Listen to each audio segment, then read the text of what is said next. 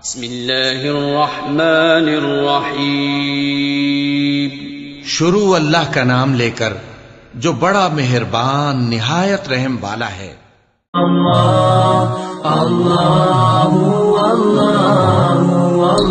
बताने लगा हूं दुनियावी। अब ने कहा मैं जिस आसमान से नीचे आया, जिस आसमान से मैं गुजरा, नीचे नहीं, जिस आसमान से मैं गुजरा, वहां के फरिश्तों ने कहा या रसूल अल्लाह अलैका बिल हिजामा, अलैका बिल हिजामा, या रसूल अल्लाह हिजामा करवाइए, हिजामा करवाइए। सातों आसमान के फरिश्तों ने कहा या रसूल अल्लाह हिजामा।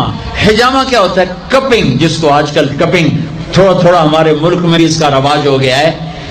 ये जितना टॉक्सिन है ये खाल के नीचे बारीक रगों में जमा होता है, गंदा खून। मेरे नबी क्या करते थे, ऐसे कप होते थे, वो तो चमड़े के होते थे, तो उसमें वैक्यूम पैदा करके और उसको यूं लगाते थे, फिर वो वहां जम जाता था और खाल उभर आती थी, फिर उसको हटा के वहां कट लगाते थे किसी चीज से, आज ब्लेड है, कट लगाकर हल्के हल्के, फिर उसको वैक्यूम बना के फिर यहां गाड़ देते थे। तो उससे जितना गंदा जहरीला खून है वो निकल के उस कप में आ जाता है, फिर उसको फेंक दिया जाता है। इसको कहते हैं हिजामा। और कमर के सेंटर में एक पॉइंट है जहां हदीस में आता है 70 बीमारियों का इलाज यहां कप लगवाना है, 70 बीमारियों का इलाज यहां कप लगवाना है। ये मेरे नबी के ने हर आसमान में फरिश्तों से सुना, ढूंढो तलाश करो। अब लाहौर में भी ये सिलसिला है।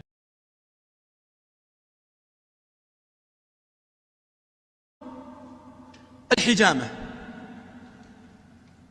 فأنفع ما تداوى به الناس الحجامة كما جاء في الحديث عن النبي صلى الله عليه وسلم.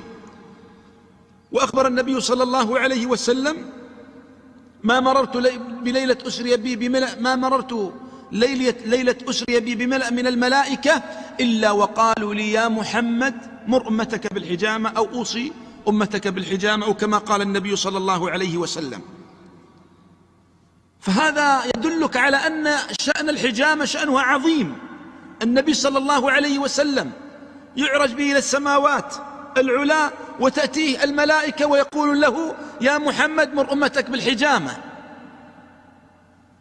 فهذا يدلك على أهمية هذا الدواء العظيم. لذلك أخبر النبي صلى الله عليه وسلم لما أمر النبي صلى الله عليه وسلم بالحجامة، لماذا؟ قال لا يتبيق الدم بأحدكم فيقتله.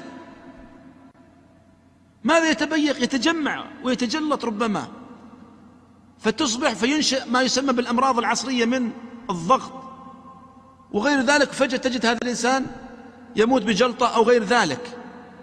فالحجامة من أعظم الوقاية من هذه الأمراض العصرية المعروفة، ضغط، سكر، كوليسترول وغير ذلك من الأمراض. فهو منظف ومطهر للدم، ويسحب وصاخات الدم، الدهون الضارة في الجسد. فلذلك تستخدم في كبار مستشفيات الدنيا، تستخدم هذا الدواء. ولكن نحن كمسلمين للأسف بعض الأطباء الآن يأتي ويتساهل ويستحقر ربما هذه الأدوية النبوية العظيمة، بينما الغرب الآن قد تلقفوا هذه الأدوية ويعملون لها بحوث وعيادات عندهم. فالحجامة أيها الإخوة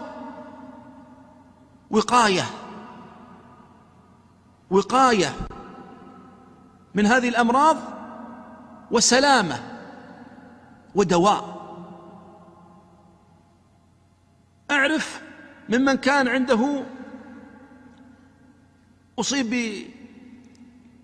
بضغط، ارتفع عنده الضغط وحصل انسداد في بعض الشرايين، وكان لابد أن يعمل له القسطرة، ولكن سبحان الله لما عمل الحجامة وكرر هذه الحجامة، لما رأى الطبيب استغرب وتعجب وقال لا تحتاج إلى ذلك. بل كان بعض الناس يحتاج إلى استبدال تام في العضو، لكن نفعه الله سبحانه وتعالى نفعا عظيما بالحجامة. والحجامة أيضا مفيد في الأمراض الروحية كما نبهت، فالشيطان يجري من ابن آدم مجرى الدم، وهو يسحب عنك ماذا؟ كريات الدم الهرمة، الأخلاط الدموية، الشوائب الدموية، وصاخات الدم. يسحب هذه الوصاخات التي ربما ما نجزم الشيطان يتقوى على هذه الوصاخات، فالشيطان يعيش على الأماكن القذرة وعلى الوصاخات والقذارات. فعندما تسحب هذه المواد الضارة من الجسد سبحان الله يحصل اختناق لهذا الجن ولهذا الشيطان، وأحيانا بعض الحالات أثناء الحجامة يخرج الشيطان. بل وإني شاهدت في بعض الحالات أن الشيطان بمجرد ما رأى الحجام ورأى الموس والله خرج فورا، وهذا حصل أمامي. بمجرد أن رأى الموس ورأى الحجامة، كأسة الحجامة، خرج فورا. وأيضا هو من سبل استفراغ السحر، فإن ابن القيم عليه رحمة الله ذكر من طرق استخراج السحر هو استفراغه، سواء كان عن طريق المخارج التي في الجسد أو كان عن طريق إخراج الدم. وقد يكون السحر متمركزا في هذه العروق فيتم سحبها بإذن الله سبحانه وتعالى عن طريق الحجامة. لكن لابد الحجامة إخواني من آداب، ومن رجل حاذق عارف بأصول الحجامة. فعلم الحجامة قائم على ماذا؟ أولا قائم على حسن اختيار الموضع الذي يناسب هذا الإنسان. فكل موضع له، هناك مواضع عامة ومواضع جاء بها السنة، وهناك مواضع أيضا علم بالتجربة والفائدة أن هذا الموضع يغذي هذا الموضع، عبارة عن ماذا؟ تنشيط للأعصاب، تنشيط الأعصاب. فالآن إذا عملت حجامة هنا، هذا الموضع ماذا؟ أيضا ينشط العينين وينشط الجيوب الأنفية. مع أني أنا عملت حجامة هنا، أشتكي من القدمين، أسفل القدمين. وين موضع الحجامة؟ أسفل الظهر، جنب العصعص، عن يمين وعن شمال، في موضع معروف عند الحجامين. فإنك بمجرد ما تعمل حجامة، حتى عندما يشرط الحجام تجد القدمين تتحرك لا إراديا. فلا بد معرفة المواضع. فمعرفة موضع المعدة مثلا، وين موضع المعدة؟ له موضع خاص معروف. فبعض الناس يأتي إذا كان يشتكي من الفخذ مثلا ألم، يأتي ويضع الكأس، يكتفي أن يضع الكأس مباشرة على موضع الفخذ. نعم يستفيد، لكن الفائدة تكون قليلة جدا مما لو وضع وين؟ في أسفل الظهر الذي ينشط هذا العصب مباشرة. فكل موضع له مكان خاص يقويه ويغذيه. فلا بد من معرفة المواضع.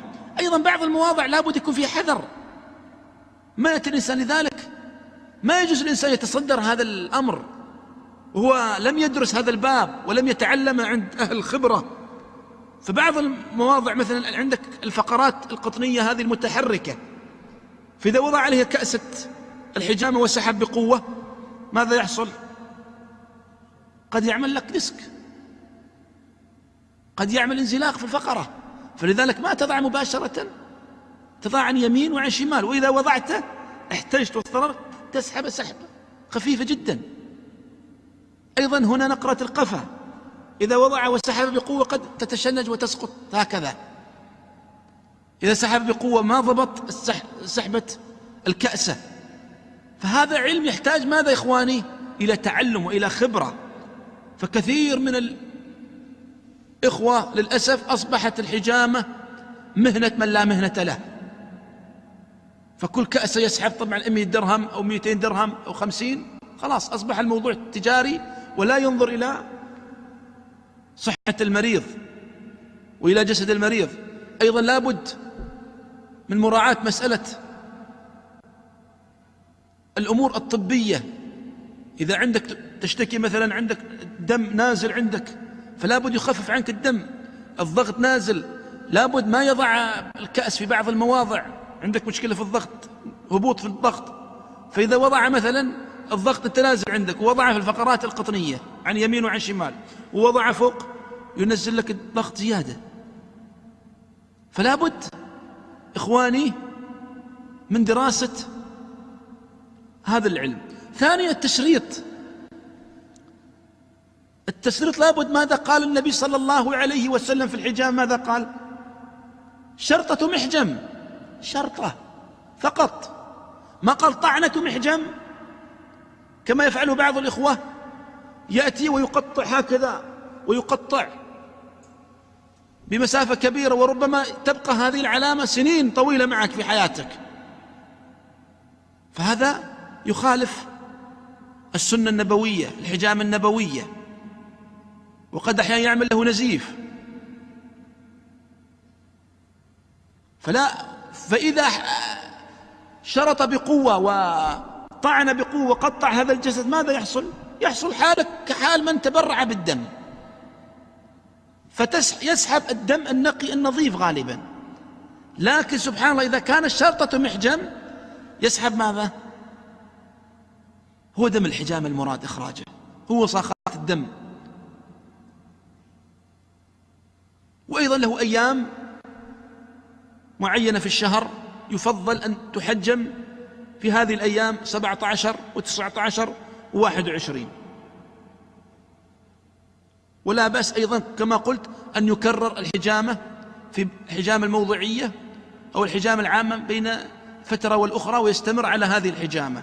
لكن لابد يكون عند رجل صاحب خبرة، وكثير ممن طرق هذا الباب ربما سنين لأنه ما درس عند رجل متعلم وبطريقة صحيحة، تجد للأسف يستمر على هذه الطريقة سنين طويلة ويضر.